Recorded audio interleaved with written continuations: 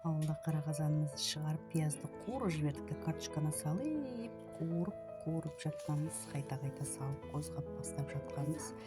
Сол кезде екі ортада атам келеді да, отты олай жақпайды, былай жағады дейді да, бір-екі отынан алып, таңдап көреді да, салып қояды. Жұқасын сасам ба екен, ірісін сасам ба екен деп ойланып отырады. Сөйтеді да, қой сәл жұқаларын сала берейін дейді да, салып, қазір мен сендерге қатырып отын жағып беремін дейді да, отынды жайлап жағып береді. Сонымен бір араластырып жатсам, жоқ, олай араластырмай былай араластырады деп, атам тағы да араластырып қойып жатыр өзі.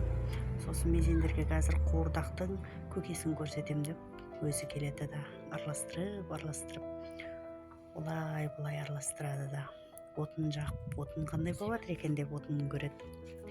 Сөйтеді, бүйтіп жағып қойсақ қазір әдемі піседі дейді да, отын бір-екі отын сап қояды. Сөйтеді да, қайтып қозғап араластырып қояды.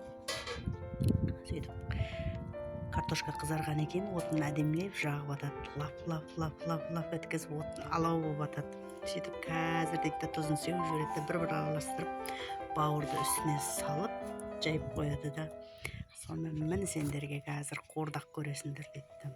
Сөйтіп отын шоғын жайлап торлап қойып, тамақтың шоғын ашып қойып жатыр міне сендерге деп. Міне бауырымыз бетінде тұр деп, үстін демдеп жауып қояды да, сөйтіп өзіміз отырып әңгіме айтайық деп, мына жерде отырып алып әңгіме айтып жатырық.